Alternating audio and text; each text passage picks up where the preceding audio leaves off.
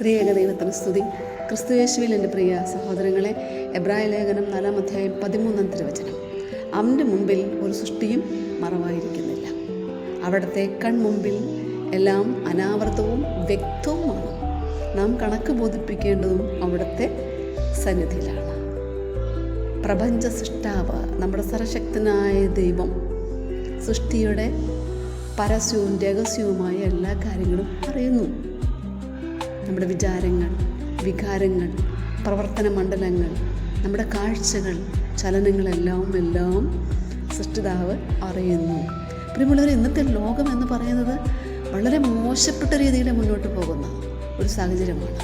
തിന്മയുടെ അരൂപിയിലൂടെ കടന്നു പോകുന്നൊരു കാലഘട്ടമാണ്. കാരണവാനായ ദൈവത്തോട് നമ്മൾ ഒരുപാട് യാചിക്കുന്ന ഒരു കാലഘട്ടത്തിലാണ് നിൽക്കുന്നത്. പ്രിയമുള്ളവരെ, ഇവിടെയാണ് ഈ വചനത്തിൻ്റെ പ്രസക്തി എന്ന് പറയുന്നത്. നമ്മൾ തിരിച്ചറിയണം, നമ്മുടെ ഓരോ ചലനങ്ങളും ആരറിയുന്നുണ്ട്? നമ്മുടെ ദൈവം അറിയുന്നുണ്ട്, കാണുന്നുണ്ടെന്നുള്ള ഒരു തിരിച്ചറിവുണ്ടെങ്കിൽ തീർച്ചയായിട്ടും നമുക്ക് ഒരു ഭയപ്പാടുണ്ടാകും.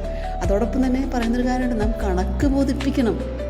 ഇന്ന് ചെയ്യുന്ന ഓരോ കാര്യത്തിനും ദൈവത്തിൻ്റെ സന്നിധി നാം കണക്ക് ബോധിപ്പിക്കേണ്ടവരാണെന്നുള്ളൊരു തിരിച്ചറിവ്. നമ്മൾ ഈ ലോകത്തു നിന്ന് മരണം മൂലം മാറ്റപ്പെട്ട് കഴിഞ്ഞാലും ഒരു നിത്യതയുടെ അനുഭവം നമുക്കുണ്ട്. അവിടെ നാം കണക്ക് ബോധിപ്പിക്കേണ്ടതായിട്ടുണ്ട്. ആ ഒരു ഉത്തമ ബോധത്തോടു കൂടി നമുക്ക് മുന്നേറുവാനായിട്ട് ഈ വചനം നമ്മളെ ശക്തീകരിക്കട്ടെ.